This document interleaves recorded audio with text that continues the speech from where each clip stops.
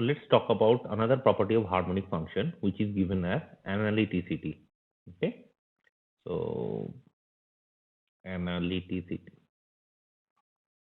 What does it mean? Okay. First thing first, I guess all of you guys know what analytic functions are, but still, let us just remind ourselves what those are.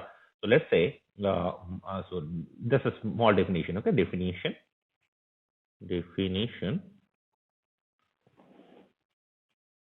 of analytic function. Okay. So let's say f from omega subset of Rn to R is said to be analytic at the point x0, in omega, of course, if f is infinitely differentiable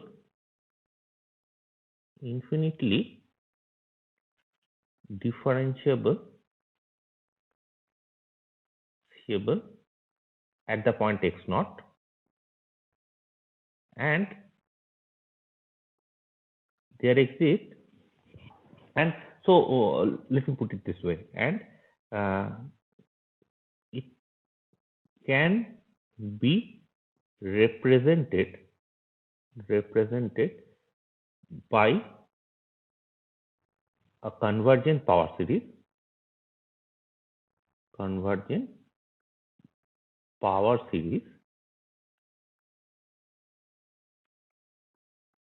in the neighborhood of x0. Is this clear? So essentially, you see, it's not only C infinity function. Okay, of course, any analytic functions are C infinity. It's not only C infinity, but more. It is actually such a function which can be represented using a convergent power series expansion. Convergent, very important, power series. So you can represent the function. Let's say if it is analytic at the point x0, you take a small neighborhood of x0. In that neighborhood, you can always represent the function with the help of a convergent power series. Okay, right. So that's analytic function. So what is the difference between infinitely differentiable functions and analytic functions? So just a small remark. Okay, this is just I mean, I am quite sure all of you guys all know this part, but still, just a reminder. So remark: there exists infinitely differentiable functions,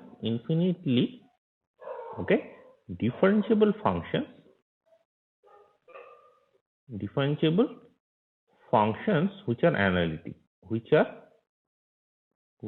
are not analytic. Okay, not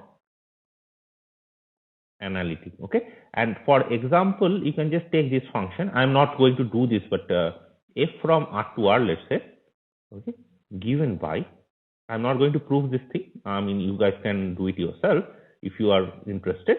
So it's basically exponential 1 by x, let's say, yeah, and x is greater than equals to 0, and 0 if x negative. Okay, this function, I mean, you can show that this function, this is minor. Okay, you can show that this function is infinitely differentiable. Okay, but it is not analytic. So basically, one can show that f is infinitely differentiable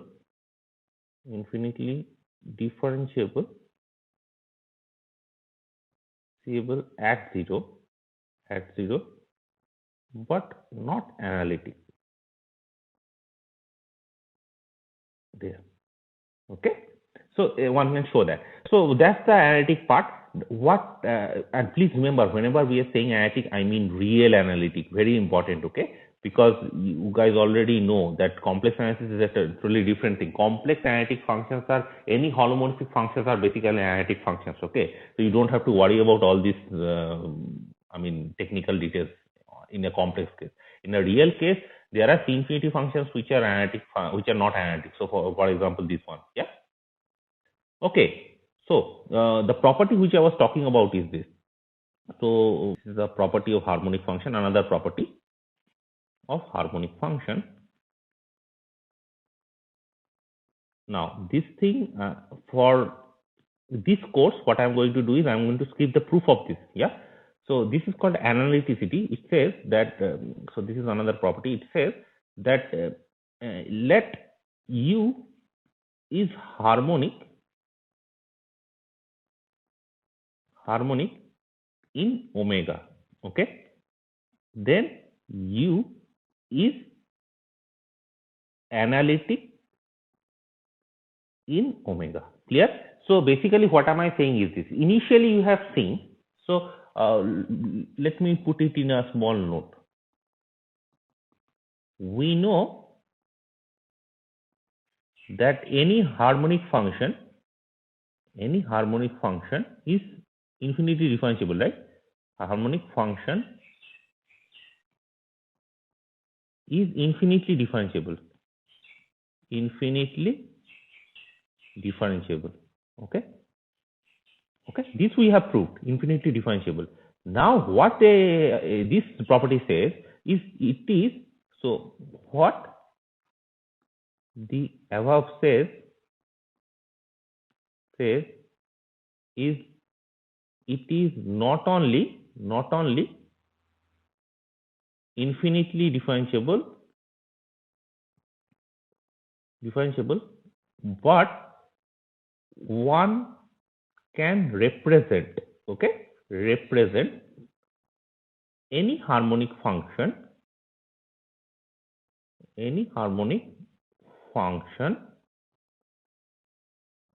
as a convergent power series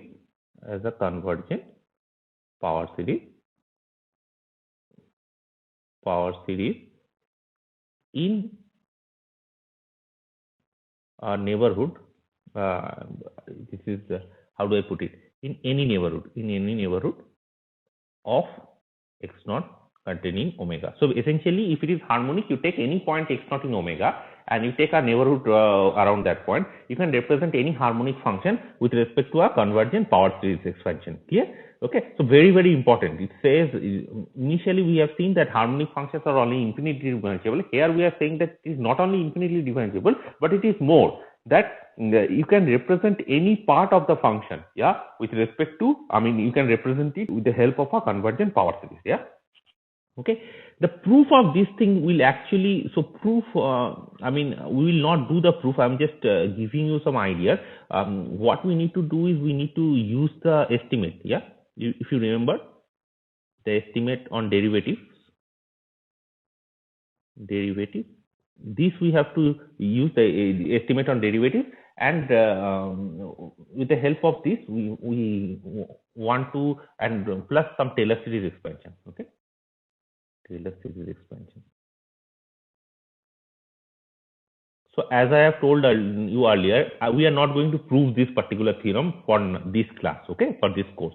But the thing is, if you are interested in the proof, try to do it yourself. So essentially, it's not a very difficult proof. You just have to use the derivative, estimate on derivative, and our Taylor series expansion. But I am not in any way suggesting that this is going to be a very easy proof. It is not a very easy proof. Okay, and I am going to skip this property for now. But the thing is, please remember this thing. Whenever you are talking about a harmonic function, a real harmonic function, they are always analytic. Yes.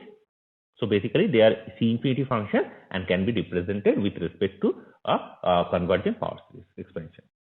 Okay. Now what we are going to do is we are going to prove another property of harmonic function, which is called a Harnack inequality. Okay. This is extremely important. This is one of those, star properties. Okay. Let me put it again like this: star properties, very important property.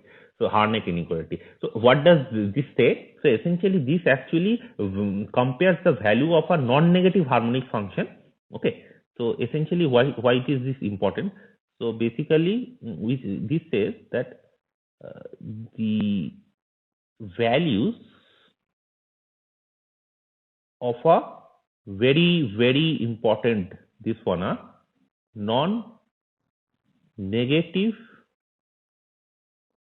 yes, important. Without this, it won't work. The value of a non-negative harmonic function is comparable. comparable. Okay, this is what it says. Vaguely. So whenever you think of Harnack inequality, just think of it like this. It is saying that if you are giving me a harmonic function, yeah, I don't care what sort of function is it. At least if it is a harmonic function, if it is a non-negative harmonic function, this is very important. Non-negative. Without this condition, it won't work. Okay, if it is a non-negative harmonic function, then the values of the function on a domain omega, okay, they are comparable. Okay, so what is the theorem? Let's just write down the theorem properly. So it says that for any open and connected set, okay, V which is contained in omega u, there exists a constant C positive such that, so of course depending on only on V, depending only on V. Okay, so you fix a V which is compactly contained in omega. Okay, and depending only on V such that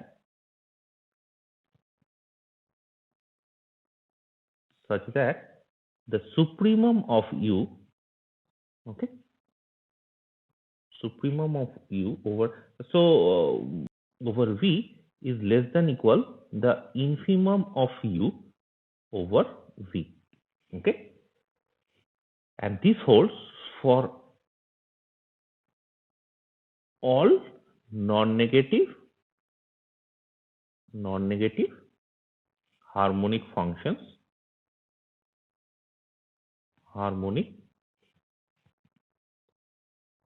function U in omega. Clear? Okay, here there are some particular things which I want you to understand.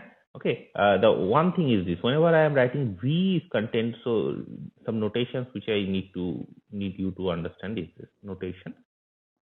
Okay, so first of all, I am saying V is compactly contained in omega. What does that mean? Let's just understand that V is compactly contained in omega. This means compactly contained. Compactly contained. Okay, what it says is this: it says that, so here I'm just writing V, you can just take anything you want. Okay, so essentially whenever I'm saying it is compactly contained in omega, what I mean by this is V, of course V is contained in V bar, right? That is always true. V is contained in V bar. This implies V is contained in V bar and that will be contained in omega. Is this clear? This implies this, that V is contained in V bar. So V bar, see, this is again, whenever we are writing this thing, we always assume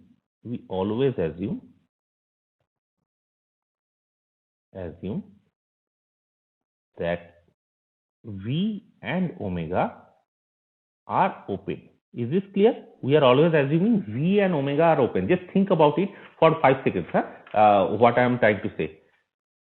Think of omega open, V open, and V bar is such that V is contained in V bar. Of course, this is always true, but such that V bar is contained in omega. Okay, take 5 seconds. Think about what I just said. So I am quite sure you have more or less some idea now that what exactly does it mean. See, essentially it means that it will be away from the boundary. So essentially what it is saying is the V bar, yeah, V bar. So just think of this as this. Let's say this is bounded, yeah. If it is bounded, if V is bounded, or let's say omega is bounded for now, yeah. Just for example, let's say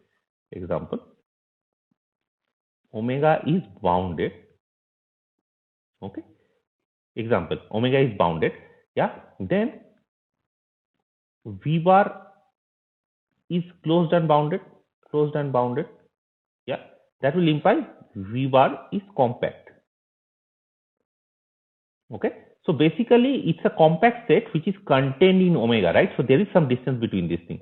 So in this case, therefore V is such that is an open set such that V bar is contained in omega, yeah, omega is an open set, V bar is a compact set. So essentially you can think, I mean, you do realize that there is a distance between those two. Okay. So essentially it is quite comfort, V is quite comfortably inside omega. You can just think of this as vaguely, this is what it says. Okay. Right. Now let us talk about another small details which we are going to prove here, and that is called, I mean, the small idea which we are going to write it down here. So this is called the supremum. Okay. Here I am writing sup, right? Here I am writing the supremum, and what does this say? See, here I wrote sup of u and inf of u. What does that say? Let's understand. This is the first notation, the second notation. Supremum of a function f. Yeah. So this is basically supremum of f. And whenever I write infimum of f, it means that it is infimum of f. Clear? So what is the sup and f? Sup of f and inf of f. Sup of f is the supremum of f. Inf of f is the infimum of f. Right? So once we know this, what we are going to do is we are going to start with the proof of this theorem. So essentially, let's say we start with the proof. Okay. Let's start with, let R be defined as the 1/4 times the distance between x and the boundary. Clear? Okay. So essentially, we are proving the Harnack inequality, and what we want to do is this. Let's say that's your omega. Okay. And x is such that the distance between x and del omega. So I'm taking R. So let's say this is x. Yeah. The distance between x and del omega, let's say this is your the distance between x and the boundary of omega, and let's say that is the r, the 1/4 distance r. Now you choose x and y in V such that mod x minus y is less than r. We can of course do this, right? So essentially think of x in the center, and you can choose a y which is inside the ball of radius r, something like this. Okay. Then by mean value theorem, what can you say? You can say that u of x equals to bx to r, okay, u of z dz, right? This is mean value property. Okay, because u is harmonic inside the omega, and v is contained in omega, right, and does not touch the boundary, so it is away from the boundary. So this is this, and this I can write it like this. Please try and understand what I am doing. I will explain, but for now just try to understand this one. P y r u of z dz. Okay. See, what am I doing is this notation, I'm just writing it together.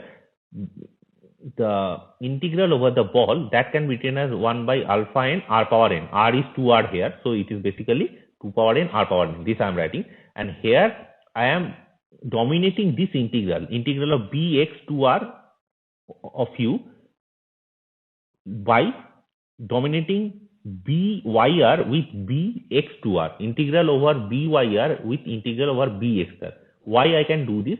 Because you see here y of r, this is a smaller ball, right, than bx to r. Bx to r is a much bigger ball, and since byr is contained in bx to r, right, if we take x minus y to be less than r, of course byr is contained in bx to r, right, and this is again contained in v. Of course this is contained in v, which is again contained in omega, right? So I can do this. Since this set is bigger, the integral of this set is always getting to be, will always dominate this, right? Okay, so that is there. Now this can be written as 1 by 2 power n, okay, integral byr u of z dz, yeah, I can always dominate it like this. I'm just writing this notation like this, and I'm taking the volume inside. Okay, so that is equals to 1 by 2 power n, and what is it? This is u of y. Okay, so for any xy, you have u of x, any xy such that this happens, in V such that mod xy x minus y less than r, u of x is greater than equal 1 by 2 to the power n u of y, right? Yeah. Now interchanging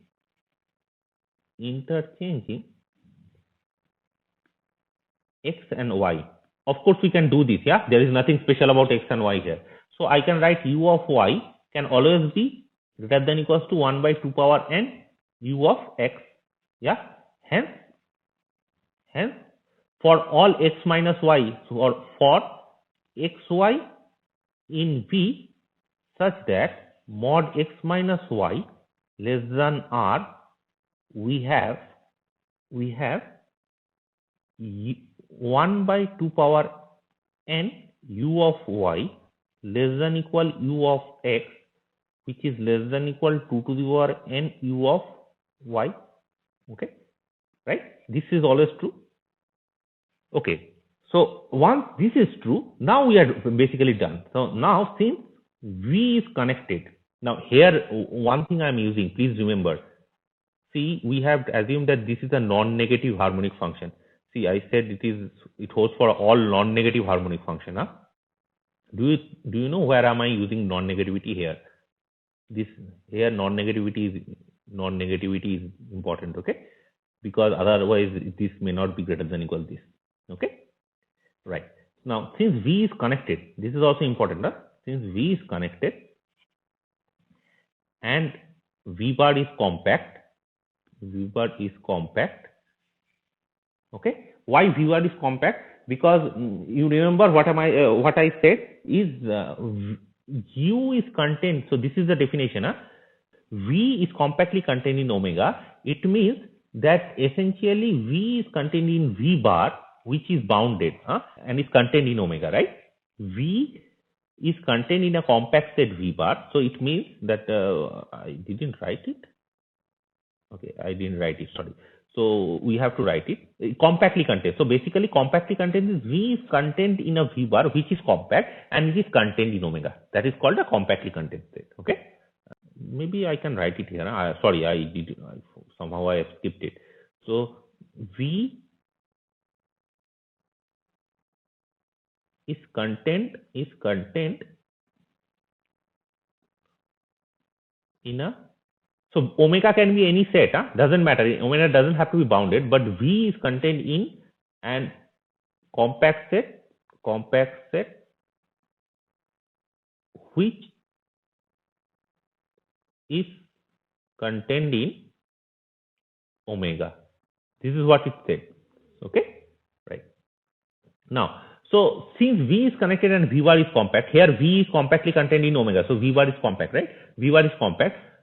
Compact set, what we can do, we can actually cover it with a change of, there are finite cover, right? There are finite covers. Okay, so let's say we can say there exists finite covers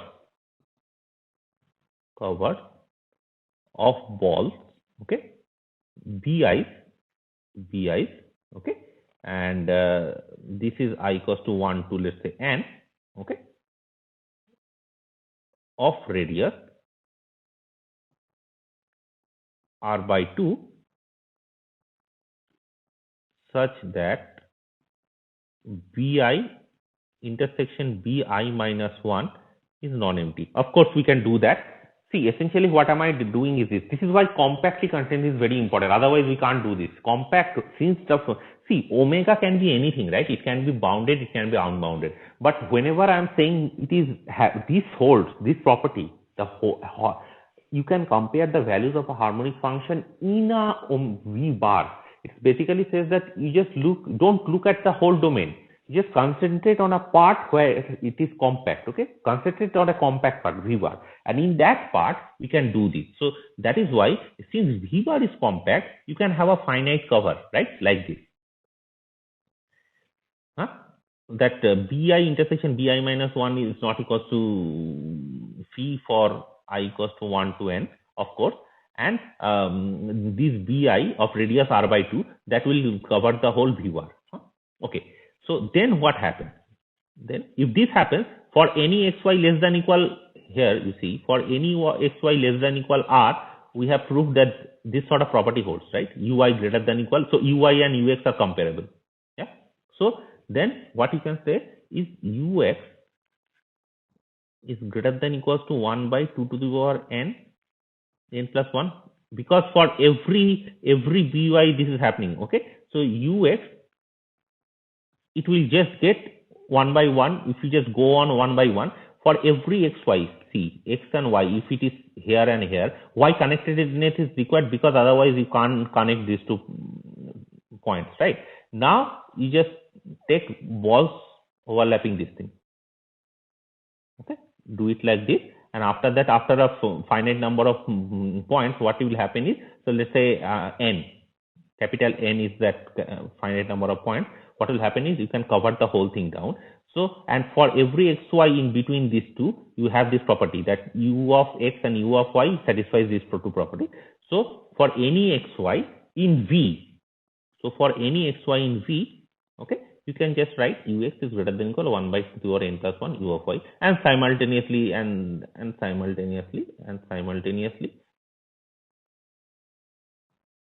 the opposite is also true. So u of x to the power n plus 1 times u of y, that is also true. Okay, so once this happens, this holds for any xy in V, and hence we can say that we can compare x and y. So and hence one has that the supremum of Vu over V is less than equal some constant times the infimum of U over V. Yes, okay, and this C of course depends on V. So is this clear? What am I saying? Because you see, if you take the supremum here, supremum of U is always going to be dominated by this, right? Okay, and then you take the infimum on both sides, so that nothing will change, so it will remain the supremum of U, and that will be less than equal some constant times the infimum of over V. That's all. Okay, so that is why what we are saying is the supremum of U. So you cannot be, you see, this actually gives you, so this is a quite so this illustrates, this property illustrates the mean value property of harmonic functions.